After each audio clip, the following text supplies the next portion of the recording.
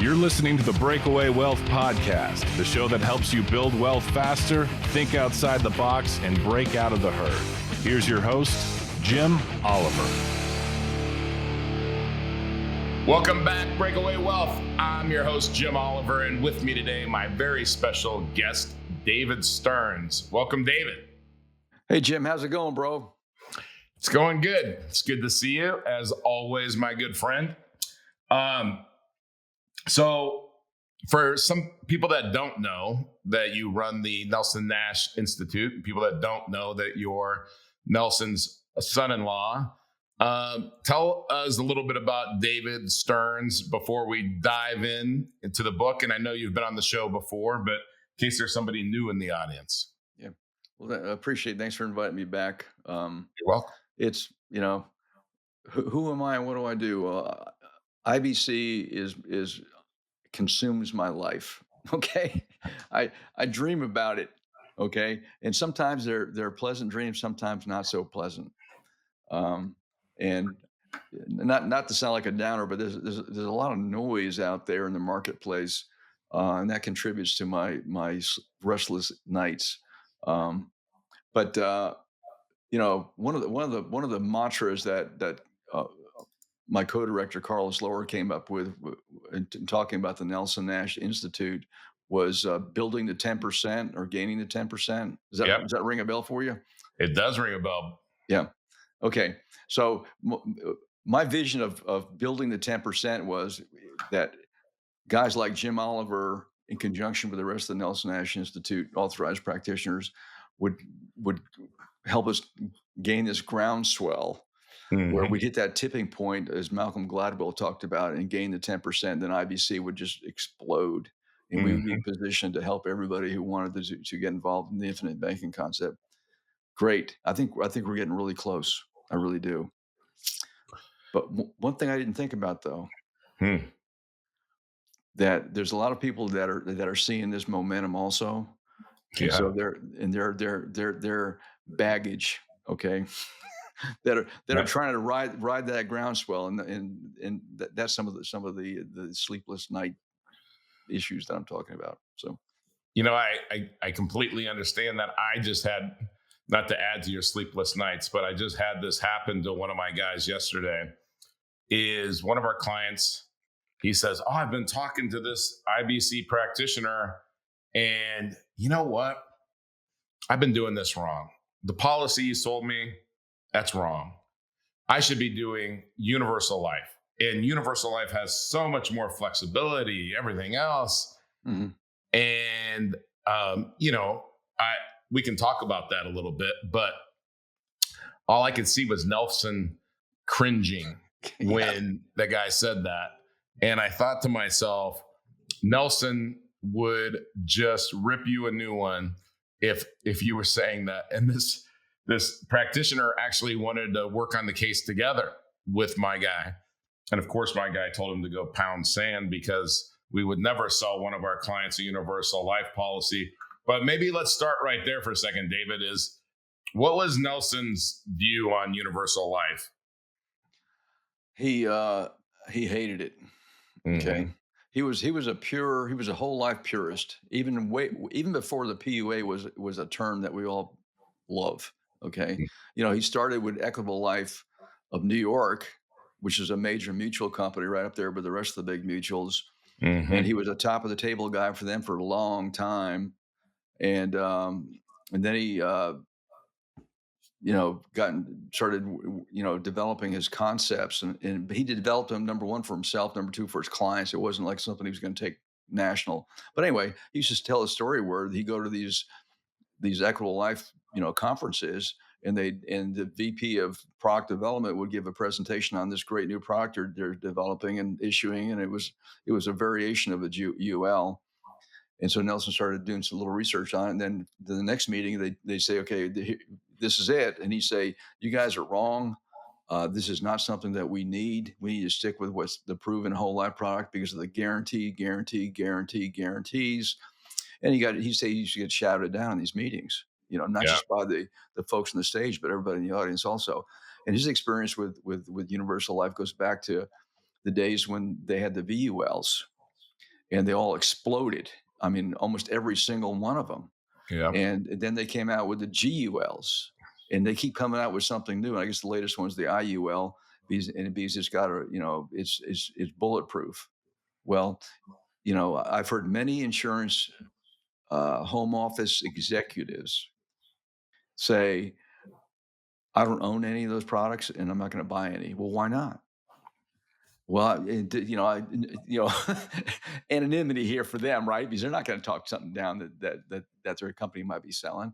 But ULs have no guarantees. If you shift, because it shifts the the risk from the insurance company to the client. Okay, and yes, you can add a bunch of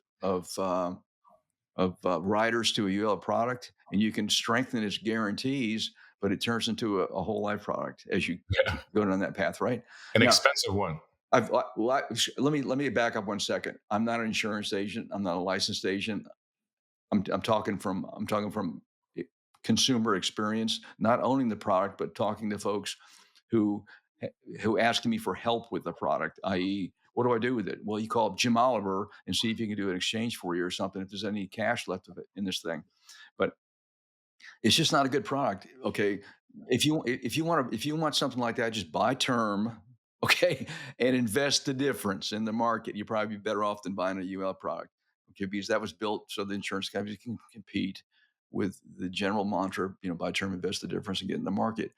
Um, but insurance, it's 200 years old, okay, and the Yeah. whole life product is what it was built on, Yeah. and it's still the best thing out there. So, and that's all. That's all that I own. So, That's all that, you're exactly right about the executives. I've never seen one executive tell me that they own universal life, even though I say it's like the industry's little insurance industry's dirty little secret that it's going to blow up someday and they're not going to have to pay out a death claim. And, but here lies the problem.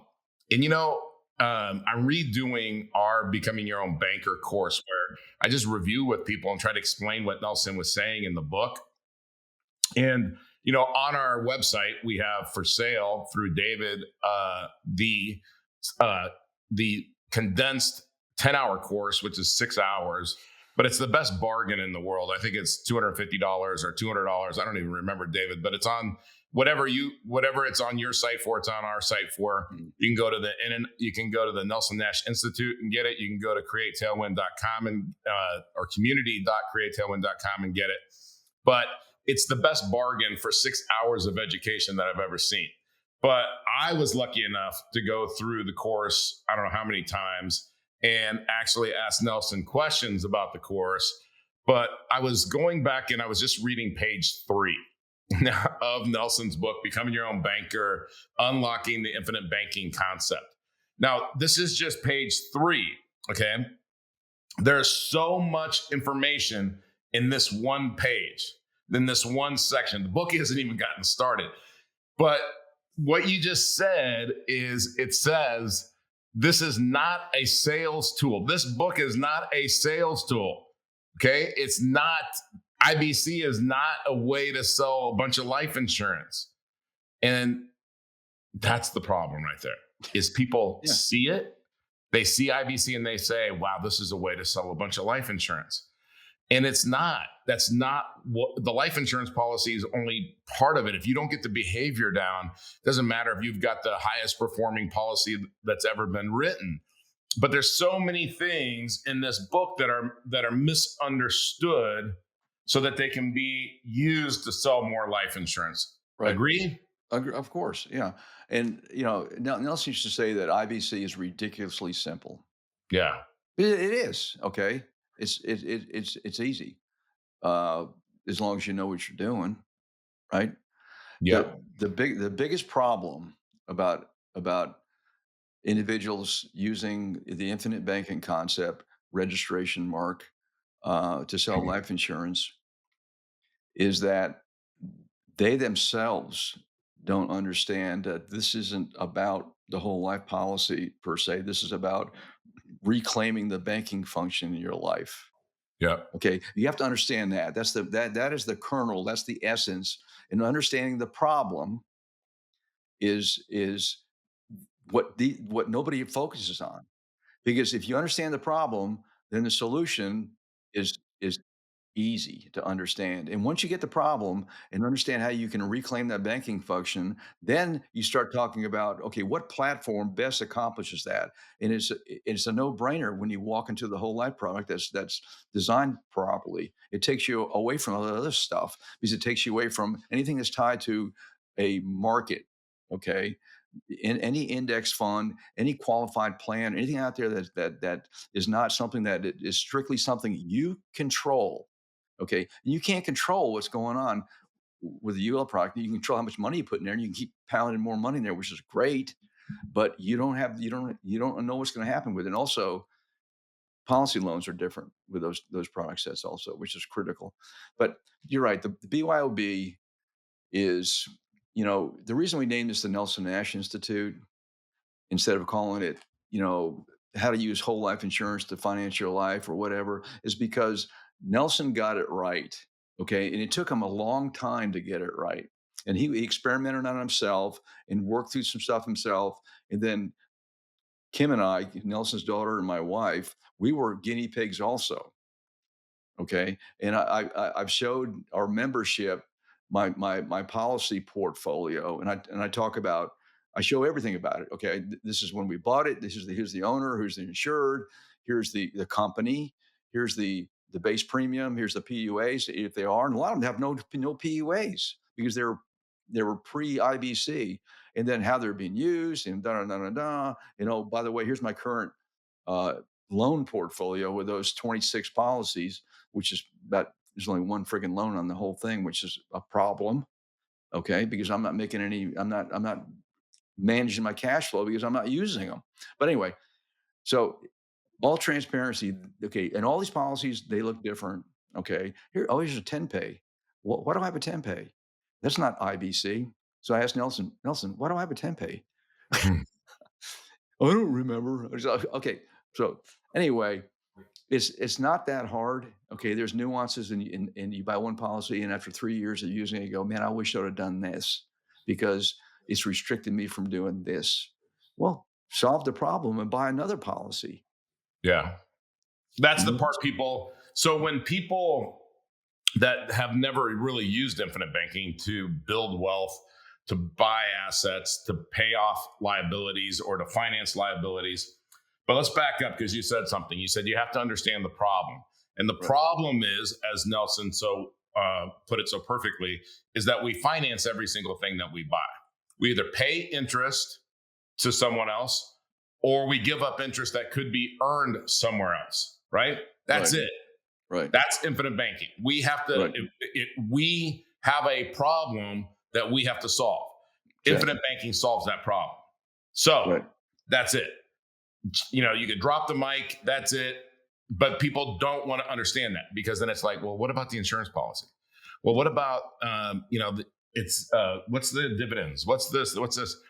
And what's the rate of return? Yeah. What's the rate of return? What's the IRR? Yeah. And so then, what is so brilliant about the book is that the book goes through very basic things because Nelson wants you to understand the basics because from wherever you are, you understand the basics of how something works. Well, then it's up to you. It's up to your imagination, which he says in the very beginning of the book. Your imagination is more important than knowledge, right? So you have to think, well, what would I use this for?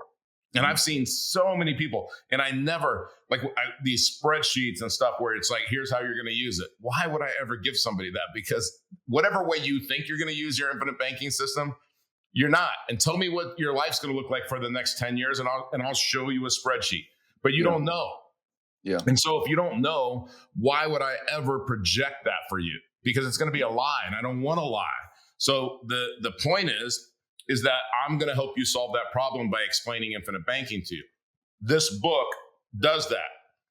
But then you can get, and this is just like God, this is like anything else, is there's the signal and then there's the noise. The noise is loud. Hey, how come there's only $5,000 a year going in there? Why they're paying premiums for 7 years, but in the equipment financing example, it shows it for 4 years. How come he's not paying premiums after that? Yeah. All of this stuff, right? Yeah. And it drives me crazy, David, because Nelson didn't have Chat GPT and Excel and all this other stuff to like explain all this stuff to somebody. Yeah. And he had to make it as simple as possible, right? As simple as possible.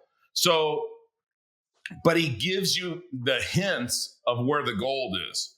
And Nelson would talk about financing an airplane that he was a partner in, right? That's a cash flowing asset, right? Mm-hmm. And so everybody goes, well, you know what? I developed how to do cash flowing assets with infinite banking. No, you didn't. Nelson talks about that. Like he's saying, you have a bank, do whatever the heck you want to with the bank. I don't know what you're going to do with the bank. That's, you do whichever you want to do with it, but just make sure that you stay within the 5 precepts of IBC. The framework, okay, and you know what those are. Yep. That's what he's talking about. Simple. Just understand. Do those things, and if you know what they are, then they're listed out in the case for IBC. But you don't have to get into what I've heard on the people talk about creative policy design. Yeah. Okay. You're number one, they're chasing numbers. Number two is you're buying something that might be fantastic for you based upon how you want to use it, or it might be something that's totally going to defeat your plans and aspirations. When I'm talking about not just IULs. I'm talking about a policy that's got a very small base premium compared to what the paid-up additions rider premium would be. Something that says, wow, I'm shopping around for a policy, so I'm calling Jim Oliver up, and he got his policy. I'm going to pay, I don't know, $20,000 a year premium, but look how small my cash surrender value is on year one. When I called up Jim Stearns, it's like, man, I got almost 50% more cash value. Same premium. Yeah. Oliver doesn't know what he's talking about. I'm going to go with this guy.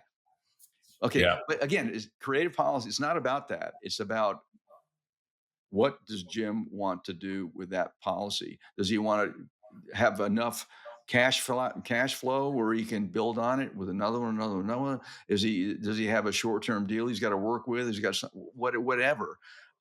Is he building policies for multi-generational use?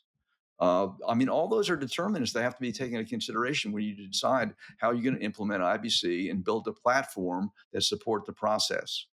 Okay. So going back to the book. Yeah.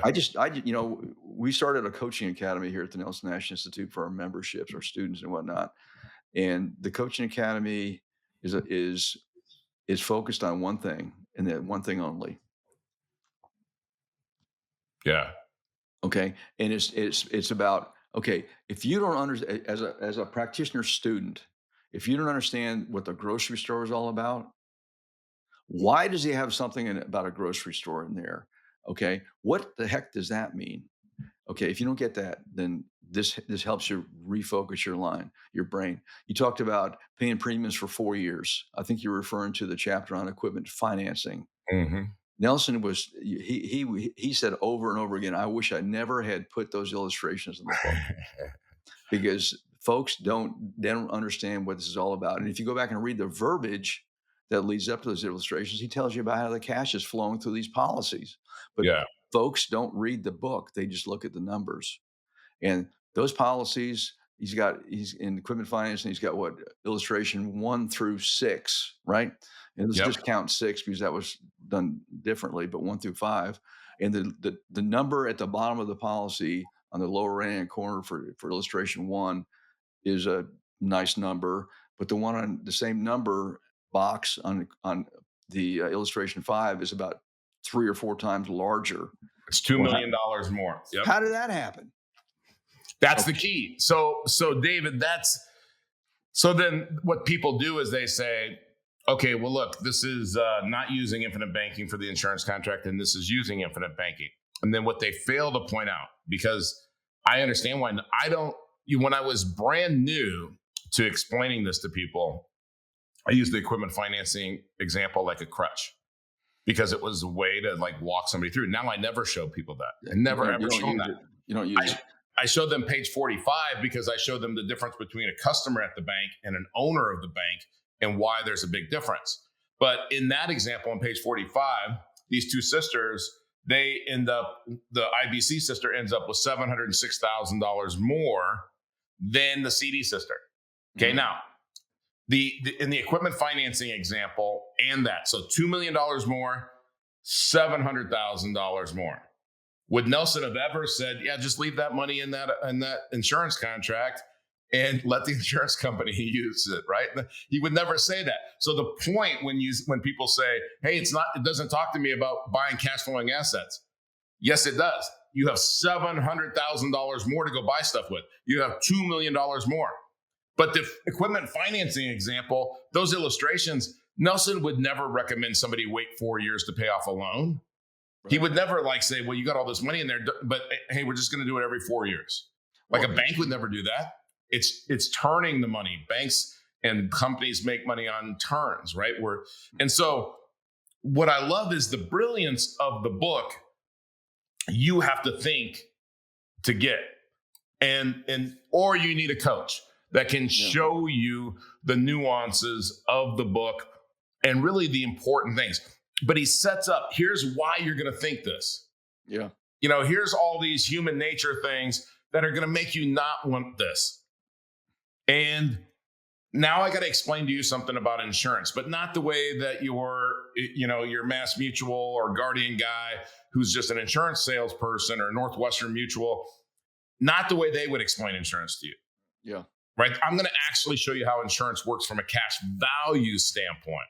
Yeah. Which is the most important thing in the insurance contract because it's your bank, right? It's your money pool. And, that was the hard part for me to get because I was coming from a financial services background. And I'll tell you, the first 10 hours that I watched Nelson, I thought, I'm just waiting for this shyster to try to sell me something. I know he's going to try to sell me something. Yeah. This guy's either the biggest super smooth shyster or he's like the most brilliant guy I've ever seen. And then he said, yeah, Jim, you're slow. You got to come back and watch this again. He sold you something. Another. I think it was free, but I don't remember, honestly. Whatever I paid, it wasn't enough. So then when I came back 5 hours in, I went, oh my gosh, this guy is brilliant. And he's not trying to sell me anything. And the other day, I have two business partners that are billionaires. And somebody the other day, they said to me, they said, Jim, who's the wealthiest person that you know? And I said, gosh, probably the wealthiest person that I've ever known is Nelson Nash. And they said, whoa, how much money was he worth? I was like, well, that's not wealth. I mean, maybe he's not the richest guy that I've ever met, but the wealthiest guy who he could have monetized this thing. He could have sold more insurance than Ben Feldman ever thought about if he wanted to be an insurance salesman. Right. That wasn't his passion. Talk about he figured it out, right? And like you said, everybody thinks he just wrote this book and he was on his knees and on praying to God and he just wrote the book and that was it. Yeah. Talk about what Nelson's passion was for this book. What was his goal? What did he want people? Obviously, he wanted people to be able to solve this one problem that we're trying to solve, that we finance every single thing that we buy. Right. But what was his passion? His passion was leading individuals to a source of wealth. Okay, that was unrealized and unknown to most Americans and Canadians too, because everybody had the blinders on. Okay, Nelson, you've heard this before. I'm sure you've done podcasts on him being an Austrian economist, advocate, Austrian school. Some people call it libertarianism or whatever. But Nelson early on learned all the shenanigans going on between the federal government and Wall Street. Okay, and channeling everybody's savings and everybody's assets into qualified plans. And where do you think that money's going to? Mm-hmm. Is it a locked box sitting there as compounding? Where's it going? Who's making money off that huge pool of trillions of dollars? And the more you research, they said, man, this is a con game. Yeah. Okay, and so he saw the purity of a mutual insurance company that worked for their policyholders, being participating mutual, and he realized, this is pure. Okay, this product is a great place to store your wealth in order to kill the snakes and dragons, which are the banks. Okay, because again, like you said earlier, what the problem was, not controlling your cash flow, all the interest that's going out one way to 34.5% for the average American, la di da di. Mm. Okay, if you can recapture that lost cash flow, 34.5%, then that number is much greater than any investment vehicle you get into. Number one, and number two, it's outside of any IRS cash or tax schemes. Okay, because it's not a tax avoidance or tax deferment account. It's a pure insurance policy. Okay. So he saw that and he said, listen, okay, I need to educate the public on what's really going on in the financial services industry and how you can secede from that. Okay. One person at a time. And you can become your own banker, which is not a bank. It's a banker is a behavioral context for an individual. Okay. You can change your behavior. Okay. And recapture control of your cash flow. Okay, and the money you end up saving and making is going to far outdistance anything you can do in the market or any qualified plan. Okay, so Mm. he that's what he wanted to do. He wanted to educate. He wanted to expose as many people to this as he could. And the book, by the way, he didn't sit down and write the book on one day. He lived doing these live seminars. 5 people, 10 people, 15 people, 20 people, whatever. He would go and do seminars all across the country, and he was told, listen, you can't do this for the rest of your life. You need to put it down in a book so we can get it out and expose as many people to this as possible. So that's what he did. He took all his notes and all his VGTs. You know what a VGT is? That's the No. days before the computers. We had a view graph. Remember you're in Oh, algebra, yeah, yeah, yeah, algebra in yeah. middle I do. school, I and the remember those. teacher Yeah. had to put the view graph in there, and she wrote it on it with her magic Yep. marker on the screen. He had a box of those things, and he'd go to a seminar and throw them up there, badoom, badoom, badoom, and get missed up, and he find whatever. So that's when he put the book together. So his passion was not to sell life insurance, even though he was a very successful life insurance agent, and he employed these strategies himself. He talks about it getting out of debt, and it took him 13 years to do it. Hmm.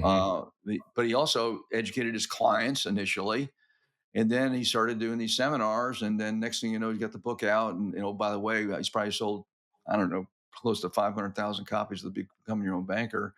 And so that's his passion. Okay, you're right. He had the opportunity to lock this down and build an empire for himself. Yep. And he said, no, I don't want to do that. I want to get as many people involved as I could. Why did we form the Nelson Nash Institute?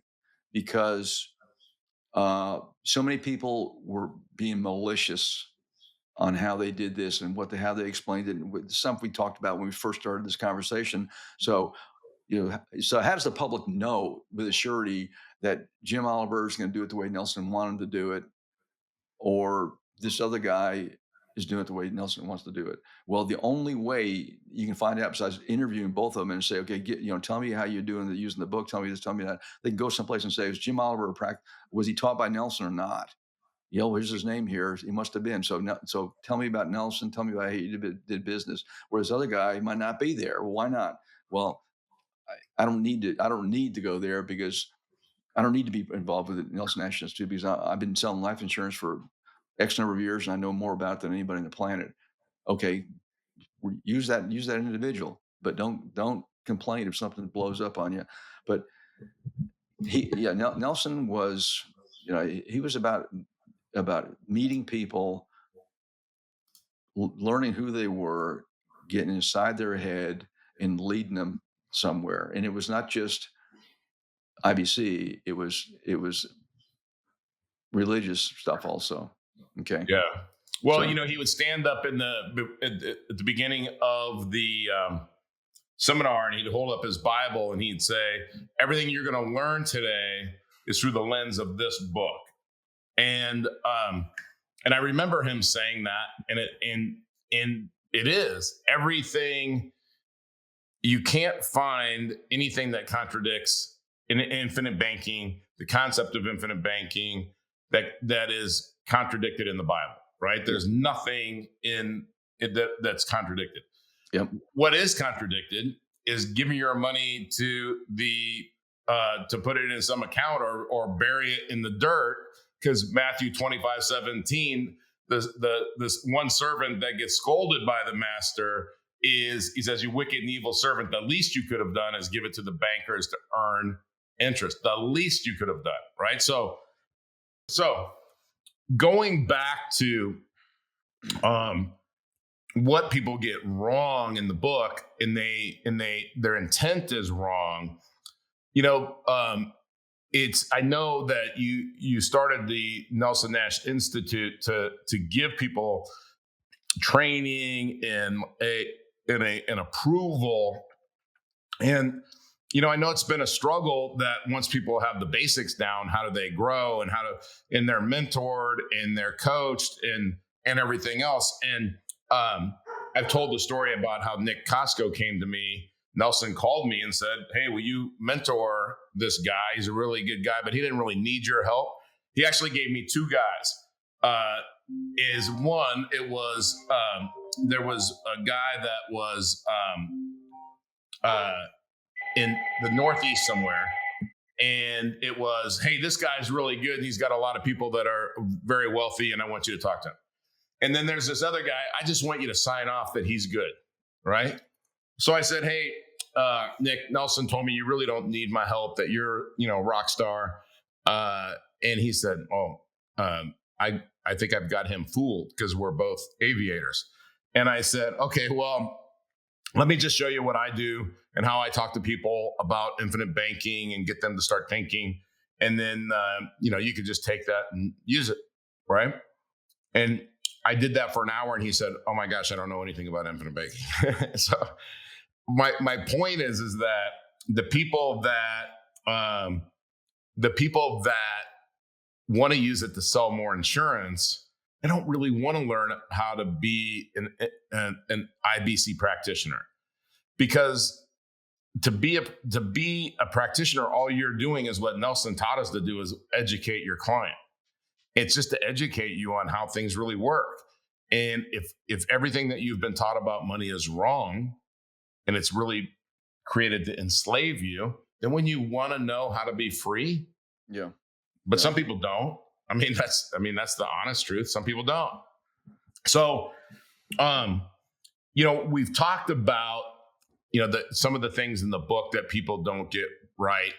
And like I said, preparing to re-record the course that we've done on the book, and it's like 2 hours and 45 minutes explaining, how we've used the concepts in the book, and we've seen clients use the concepts in the book, and what this means, right? And it's taken from people like Justin Kraft and Joe Pantozzi and Tim Urich and all of these guys that have been around forever. We share ideas, we share thoughts. It's what Nelson said, hey, remember when Nelson said, oh yeah, I forgot that. Or Carlos Laura got up and did a business owner presentation one time, and I think he lost half the crowd, but he didn't lose me. And I've used that to help so many business owners. It was so brilliant. I wish there was a course on that. We have it on YouTube, our YouTube channel now. Probably, yeah. Okay, so I'll have to go back and watch it. Open source, man. So it's out there. All right, sounds good. So, in really, like you said, do you want to try to spend 20, 30 years trying to figure out the way that infinite banking works best? Or do you want to read Nelson's book and have that knowledge, get the knowledge that he learned over 20, 30, 40 years for free, or whatever the book costs? Heck, we give people the book all the time, right? No. But it's pretty amazing. So, David, one of the things that people also get wrong in the book is the interest, page 69 and 70, right? I had a lady today, literally today, who's putting $500,000 or $1 million a year into our infinite banking system because she's a real estate investor, very successful, and she's running her cash flow from real estate through her infinite banking policies. And she said, Jim, I'm paying the insurance company 5%. I thought that was going to my cash value. I said, why would it go to your cash value? And she said, well, because I thought that I was getting benefit of that interest. And I said, well, you're using their money. And so then I said to her, your money's still in the account, growing tax-free, guaranteed every single day, uninterrupted. So why would you not pay interest? Plus, the way that you're using it, I'm not going to give you tax advice because, like you said earlier, I'm not a licensed tax professional, but I'm pretty sure you can deduct that interest. So now 5% really isn't 5%. And as money flows back in from these cash flowing assets, it's really not 5% because you're not going to have 100% of the money loaned out the whole time, right? You're going to let the money flow back through the policy. Yeah. And she said, well, Jim, the only thing I can't understand. Then she finally got it. She's like, I got it. Why would I ever pay back the loan? I said, I wish you could ask Nelson that question because I don't remember if it was Nelson or somebody else in the practitioner program, but they said, if I would loan you $100 million and your only obligation was to pay me $5 million of interest 1 year from today, would you take the loan? And I said, well, yeah, if I knew what to do with $100 million, which I'll figure it out, right? Yeah. To make more than 5%. But they said, okay, well, look, let's say you made me that offer. I would take that $100 million. I would go to the seller of a portfolio or, God forbid, the bank, and I would get 80% loan to value, and I'd buy $500 million of real estate, get 25% cash on cash return. So that means I'm going to make $25 million. I'm going to pay you your $5 million at the end of the year. You're going to ask me, Jim, do you want to pay any principal? And I'm going to say, nope. See you next year. Right? Like, why? Maybe I don't want it. But where are you going to store your money? At the bank and then have a loan on your insurance policy? That doesn't make sense. So run it through the insurance policy. The way that the insurance policy sees the loans and the way your infinite banking loan portfolio might work are two different things, right? So what's one thing that you wish every customer, and I maybe already know the answer to this question, that every person that's interested in infinite banking, what's the one thing that you would recommend that they do for due diligence just to start understanding the process or concept? Well, this seems like this is a no-brainer, but read the book. Exactly. Okay. Right. Maybe more than once. And a couple of our guys and gals, they say, listen, I actually give my clients a book reading primer. Okay. And they say, okay, what I want you to do is I want you to read page 85 first.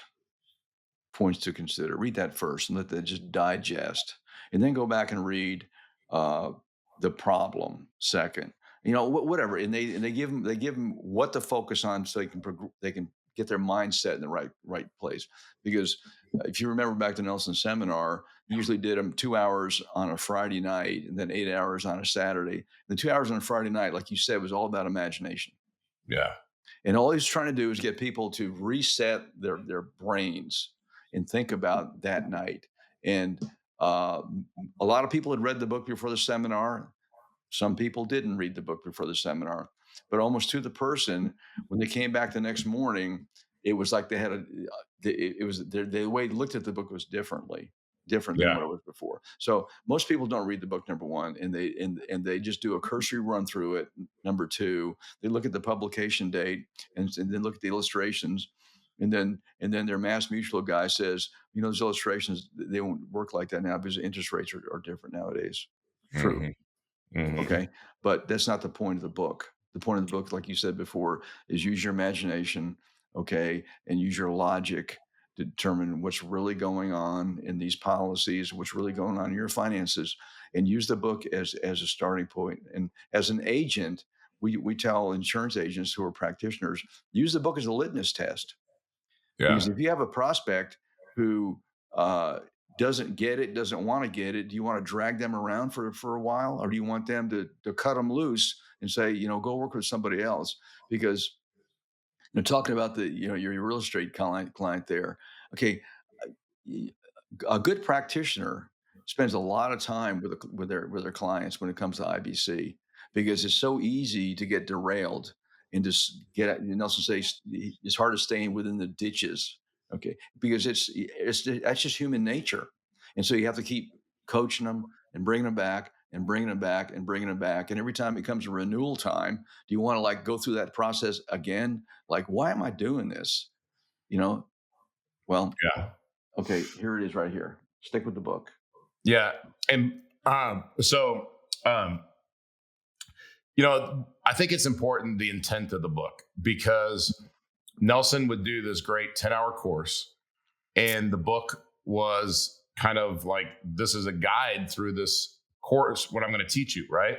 And so it's funny because another great book about how to become wealthier and more secure is Rich Dad, Poor Dad. And Rich Dad, Poor Dad was written as an instruction manual on how to play cash flow. Mm-hmm. And when people ask me, what do I do to become wealthy? I tell them, one, you got to be your own banker. And number two, you got to learn to play cash flow. Because if you understand cash flow and you understand the banking function is the most important thing in your life, financially, then you're ahead of 99.9% of people. Mm-hmm. But people read Rich Dad, Poor Dad, and they go, oh, cool. And then they read Nelson's book and they go, so I need a big life insurance policy. And what I really love, David, is I love somebody that reads the book, ask me a million questions. It's why I put together the course. That's why we have on our community your course that you put together, the 6 hours of, it's the closest thing you're going to get now that Nelson has graduated. This is all you're going to get. We've been fortunate. You've been fortunate. I don't know how many times you've seen that seminar, but this is what you got now. And it's dirt cheap, right? So the people that educate themselves, this lady today, she is torn it apart. She is smart. She asks great questions. She is like super intelligent. She says, they always get to this point.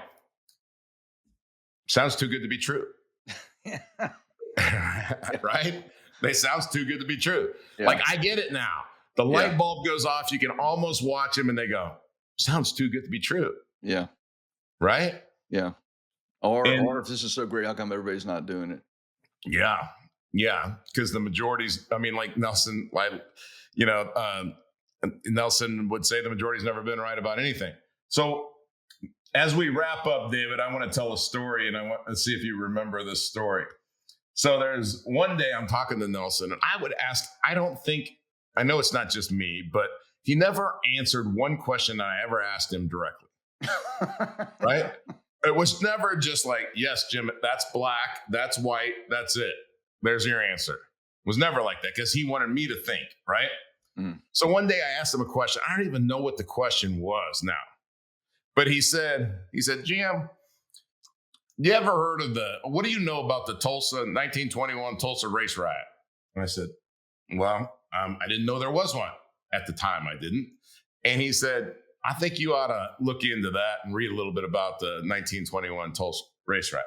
So I probably Googled it or I did something. And I'm like, that didn't answer my question. So I called David and I said, David, this is what I asked Nelson. This is what he told me. And he said, he's given you very basic answers. They seceded from the system. They had their black Wall Street. They had their black banks, and they were killed for it because they seceded. Yeah, right? They kept control of the cash flow within their communities. Yes. Yeah. And I went, oh, that does answer my question. Right. Yeah. And so I appreciate David, because David's a military guy, and it's like boom, boom, boom, boom, boom. I'll give you the answer. Nelson wanted you to think about it. And so, like, I was not a great student. So, like, when I read it, I gotta know. I gotta have some help. And so that's one of the reasons that I would really encourage everybody: read the book, watch the 6-hour course, watch our 2 hours. And by the way, our course is free. It's not as good as the 6 hours, but if you're lazy and you're not going to spend 6 hours or $200, $250, then watch the free thing for $245. But educate yourself, and then you got to find a coach that can answer any questions that are individual to you. But if they start off with, I have a better insurance policy, hang up the phone, in the meeting for Zoom, do whatever you want, and run. Yeah. And go find a different practitioner that is doing it the way Nelson intended. And he always said the best policy you could buy was a base whole life policy. And you just got to be patient, because he was a forester. Yeah, really patient.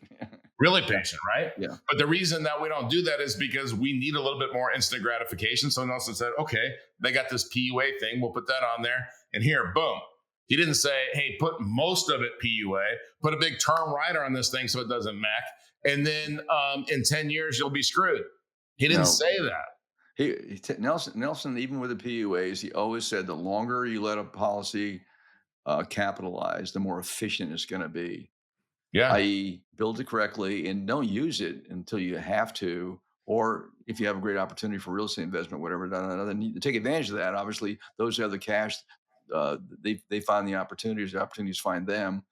But when you capitalize a policy, when you pay premiums, the longer you capitalize it, the more efficient it's going to be when you start using it too. So, and you know what's funny is, I wonder if Nelson could have really conceived that people would be putting millions of dollars a year through their infinite banking systems.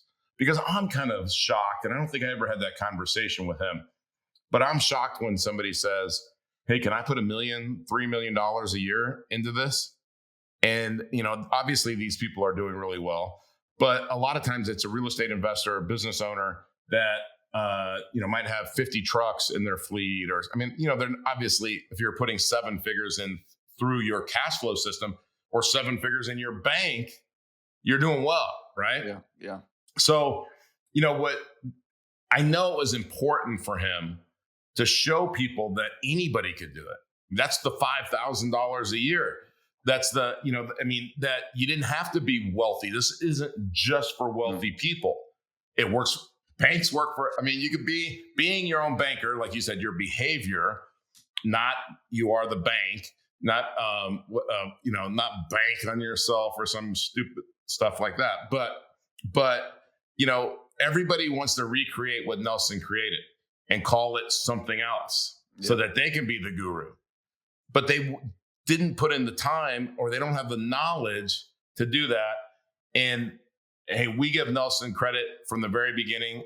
I don't think that diminishes our value to our clients. I think it enhances our value to our clients. And I think that's why Nelson never monetized it, because he never wanted to compete with the people he was teaching. And I think that has to be one of the reasons. But, David, as we just tell a quick Nelson story, if you wouldn't mind, before we wrap up. I'll say the windfall story. You remember that one? Yep. Yeah, I'm sitting here in my office here one day, and Nelson, we came over here almost every day, and we had coffee together, and we talked, for a couple hours, so I could hopefully learn stuff. So one day he came in, and he sat down, a cup of coffee, and he says, "How many outstanding policy loans do you have?" And I said, where did that come from? Did somebody rat me out? And I said, well, and we just finished building the house we're in now, we're remodeling the house. I said about $400,000. 400, maybe 500. I can't remember now. $5,000. And I didn't want to say it because I thought he was going to yell at me for not being an honest banker and stealing the peas. Mm-hmm. And I said, $400,000 to $500,000. He goes, good. And he took me back. It took me back. I'm thinking, what? Then I said, well, why is that good? He goes, you need a place for a windfall. Yeah. Okay. And so that stuck with me. And And again, it was a question kind of answer thing, whatever. So I'm not going to tell you why a windfall is good. A place for a windfall is good. We can say that for next time. But that was one of the last things that stuck with me. And he kind of like his whole focus initially was about creating the entity, okay, to mimic a bank, so you can act like a banker and you can start cash flowing the money. Number one, you can kill the snakes and dragons as a primary course, but this whole thing's not built on just killing debt, killing debt, killing debt. It's about building a financial foundation to warehouse your wealth. And yes, you kill the debt to third party lenders, but then you start projecting in that debt of those assets to make money, okay, to expand your system. So when he came up with having a place for a windfall, that kind of reset me personally. And okay, Yeah. that's phase two. And so that's kind of where I've been. So there you go. No, I love that. And that's when he first said that term to me. You're gonna have a windfall. I was like, so I'm gonna sell my business and have a windfall. Like I didn't think about all the different ways. And one of the things that I loved is that Nelson would. I mean, he knew your journey was going to be different than you thought it was going to be, right? Mhm. With infinite banking, that you were going to buy things, use it for buy cash flowing assets that you never thought about when you started your infinite banking system. And in knowing that he would never try to guess where you were going or anything else, just to control the banking function. Mhm.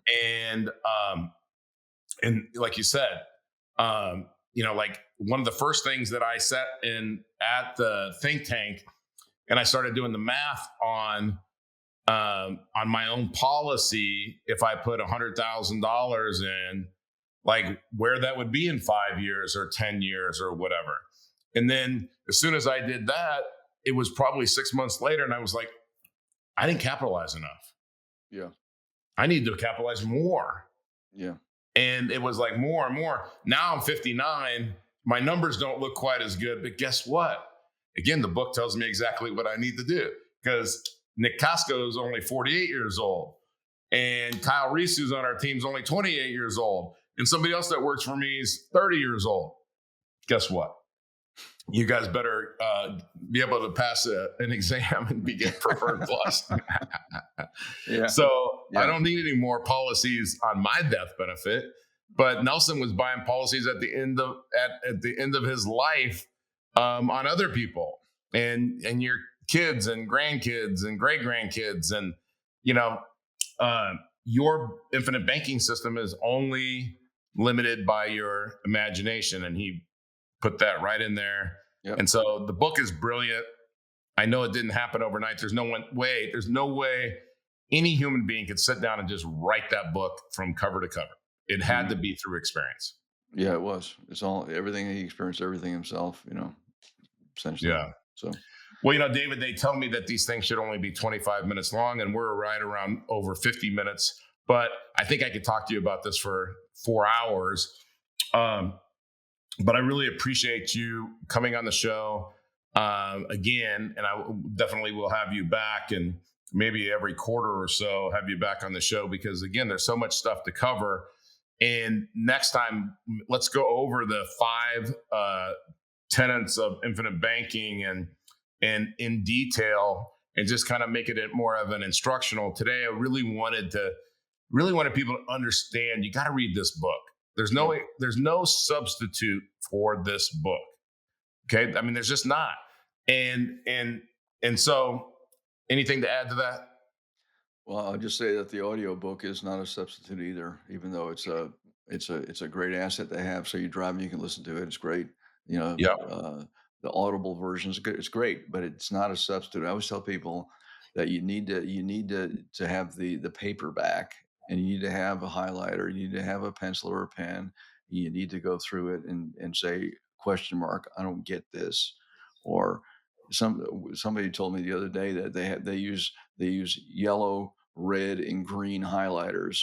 Green is like, this is what to do. Red, this is the problem it solves or what not to do. You know, and Yeah. it's just something that it just makes sense. It's just it's a nice little That's why it's the big format like this, so you can use it as a workbook. Okay. But anyway, so that's, So you know what I do, because now you made me think of something, is so when I first read it, and then I had a pad of paper and I wrote down all the questions. And then I realized the people that I knew that were doing it before me, they couldn't answer my questions. So then I called Nelson. To my shock, he answered or called me right back. I can't remember now. And I asked him the questions, and he started telling me how to think about the answers, right? So then I highlighted the book, and then it taught me, hey, you know what? Maybe I can read something and then take notes, communicate with the author, and the author will actually answer the questions for me. Now we have a relationship.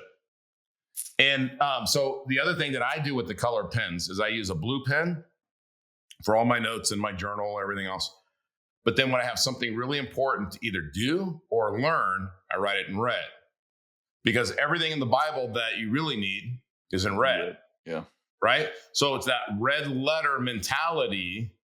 And so to me, man, this is a really important part. So I highlight that in a different color. I write it out in red. And that's like, hey, make sure you focus on that. And to wrap it up, again, thank you for being here. The thing is that we're trying to solve the problem. Sounds simple, and it is, that we finance every single thing that we buy. And we either pay interest to someone else or give up interest we could have earned somewhere else. As Nelson would say, there are no exceptions. Yeah. Also, if you know what's going on, you'll know what to do, right? If you know what's going on, you'll know what to do.